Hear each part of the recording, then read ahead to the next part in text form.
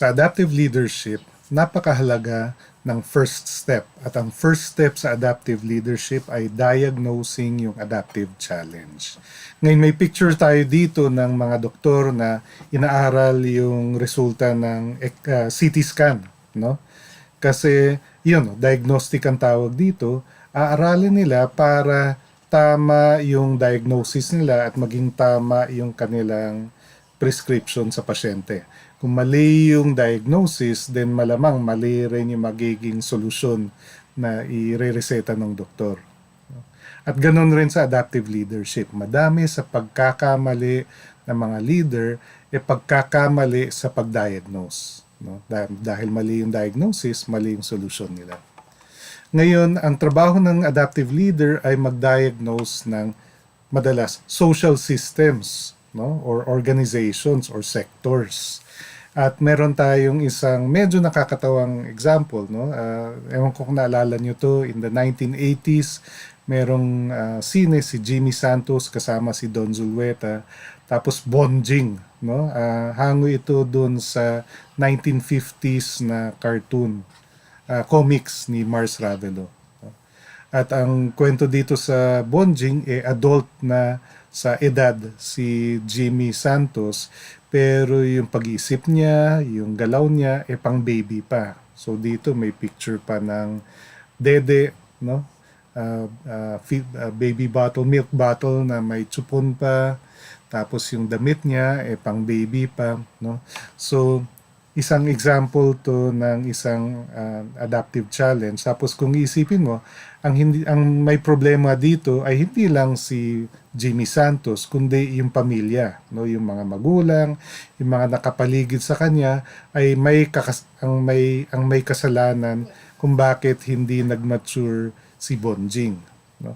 At isang example ito ng adaptive challenge na kailangan maunawaan ang mga ugat na sanhi na mga kailangan ng oras at lakas, no? So kailangan maunawaan yung ugat. So hindi pwedeng ang solusyon mo lang tanggalin yung baby bottle niya at magmamature na si Jimmy Santos, si Bonjing. Hindi ganun ka simple, no? Mangangailangan ng pagbabago sa mga values, paniniwala, tungkulin at relasyon at galaw kung paano makamit ang layunin, no? So kung ang maturity ng bata yung challenge, then kailangan ng magbago yung values, paniniwala at relationships within the family. Tapos ang mga taong may problema ay mga pangunahing actors at kailangan gawin ang mga solusyon sa paglutas nito, no? So kung sino yung may problema, malamang galing rin sa kanila yung solusyon. Hindi yan masolusyonan ni mayor o ni president or ni presidente, no? Tapos nangangailangan na maraming iba't ibang pagbabago at madalas nagre-resist o lumalaban yung mga tao habang kinikilala yung pagkakaroon ng adaptive challenge, no? So isang example dito sa aming pamilya, yung tatay ko nung 8 years old siya, yung kuya niya na 10 years old, nung bata pa sila, no? Nasagasaan yung kuya niya at namatay, no? So yung tatay ko lumaki siyang hindi siya panganay, no, dahil may kuya siya, pero nung 8 years old nung namatay yung kuya niya, kinailangan niya mag-adapt, no, at gampanan na yung bagong role ng panganay, no. So may mga tungkulin, responsibilidad gaya ng pamamalengke, pag-aalaga ng kanyang mga mas nakababatang kapatid, naging panibago niyang role yun, no, dahil yun yung pag-adapt nila sa pamilya nila sa pagkawala ng panganay na anak o kuya. So yun yung adaptive challenge nila noon. At ang pamilya, lahat ng pamilya ay may adaptive challenges na hinaharap dahil palaging may pagbabago sa pamilya, no, from single adult, hindi pa kasal, bagong kasal, hanggang may stage na may mga bulilit na, no. Tapos may mga teenager na hanggang yung mga adult children magkakaroon na ng sariling trabaho at pamilya hanggang pagtanda, no, at nagkakaroon na ng pangangailangan na alalayan yung mga lola at lola, no? Tayo maaring lolo at lola na yung mga iba sa atin, no? So lahat 'yun may adaptive challenges. Yung pamilya at kailangan ng leadership within the family para hindi nakakaligtaan na akayin, alalayan yung iba't ibang family members sa iba't ibang stages ng kanilang buhay, no?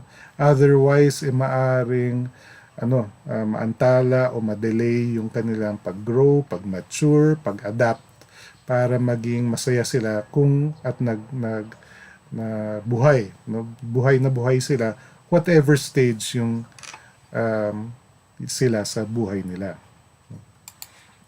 Ngayon, paano natin to pwedeng gawin para mapag-practicean natin, maintindihan natin yung adaptive challenges within our own families, no? Para mas maunawaan natin itong konsepto na ito. Ang suggested activity natin ay pag-usapan ninyo within the family kung ano yung gusto niyo mangyari 10 years from now, no? Ano yung pangarap ninyo 10 years from now? So basically, dadagdagan nyo lang ng 10 taon yung edad ng lahat, no?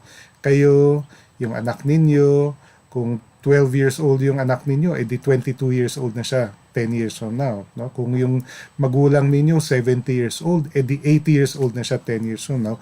Pag-usapan ninyo kung ano yung itsura, gusto nyong itsura ng pamilya ninyo sa taon na yun.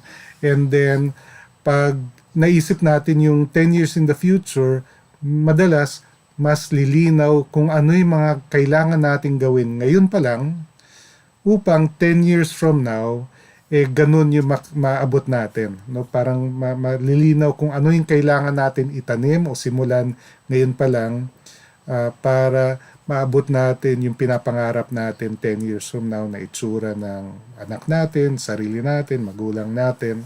No?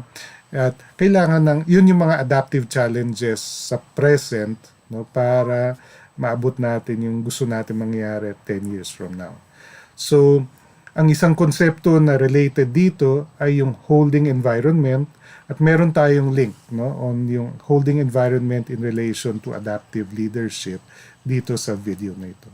So, I suggest gawin nyo itong sa pamilya ninyo. Ang mangyayari pati mga anak ninyo, no, mapapractice yung konsepto na ito at mamumulat dito sa adaptive challenges within your family.